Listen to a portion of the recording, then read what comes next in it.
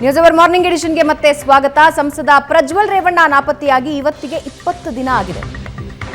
ಜರ್ಮನಿಯಲ್ಲಿ ಇದ್ದುಕೊಂಡು ಪ್ರಜ್ವಲ್ ಕಣ್ಣಾ ಮುಚ್ಚಾಲೆ ಆಟ ಆಡ್ತಾ ಇದ್ದಾರೆ. ನಿನ್ನೆಯೂ ಬೆಂಗಳೂರಿಗೆ ಬರಲಿಲ್ಲ ಸಂಸದ ಪ್ರಜ್ವಲ್ ರೇವಣ್ಣ. ಮ್ಯೂನಿಚ್ನಿಂದ ಬೆಂಗಳೂರಿಗೆ ಟಿಕೆಟ್ ಬುಕ್ ಆಗಿತ್ತು.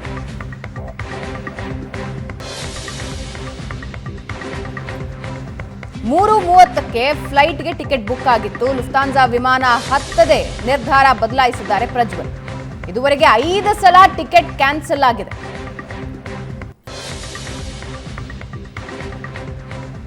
ಪ್ರಶಾಂತ್, 20 ದಿನ ಆಯಿತು, 5 ಸಲ ಟಿಕೆಟ್ ಕ್ಯಾನ್ಸಲ್ ಮಾಡ್ಕೊಂಡಿದ್ದಾರೆ. ಅಂದ್ರೆ ಹತ್ತಿಲ್ಲ, ವಿಮಾನ ಹತ್ತಿಲ್ಲ.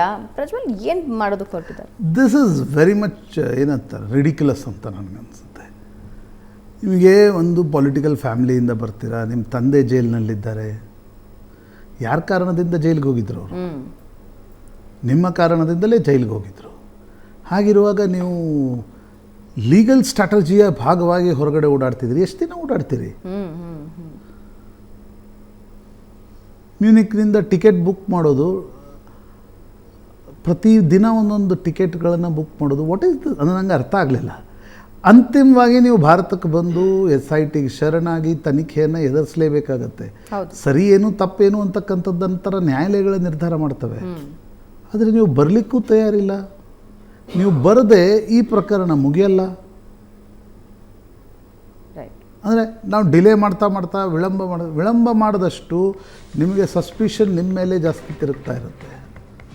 ಯಾಕೆ ಬರ್ತಾ ಇಲ್ಲ ಅಂತಕ್ಕಂಥ ಸರಿ SIT ಏನೋ ಕೆಲ ತಪ್ಪುಗಳನ್ನು ಮಾಡಿದೆ, ಅದಕ್ಕೂ ಮತ್ತು ಪ್ರಜ್ವಲ್ ರೇವಣ್ಣಗೂ ಸಂಬಂಧ ಇಲ್ಲ.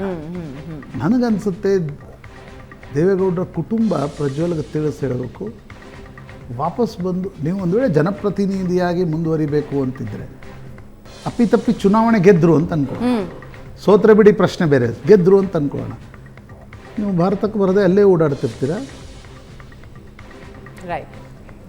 ಮುಂದೆ ನಿರ್ಧಾರ ನಾನು ತಪ್ಪು ಮಾಡಿದ್ದೀನಿ ಅನ್ನೋದನ್ನು ಗಟ್ಟಿಯಾಗಿ ಹೇಳುವ ಪ್ರಯತ್ನವನ್ನು ನೀವು ವಿದೇಶದಲ್ಲಿರುವ ಮೂಲಕ ಮಾಡ್ತಾ ಇದ್ದೀರಿ.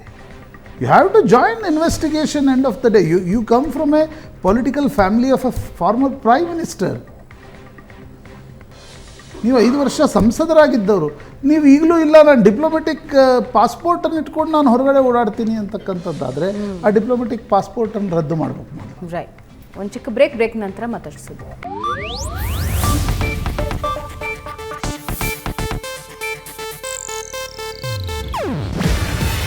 ಇದು ಏಷ್ಯಾನೆಟ್ ನ್ಯೂಸ್ ನೆಟ್ವರ್ಕ್ ಪ್ರಸ್ತುತಿ. ನೀವು ನೋಡ್ತಿದ್ದೀರಾ ಏಷ್ಯಾನೆಟ್ ಸುವರ್ಣ ನ್ಯೂಸ್.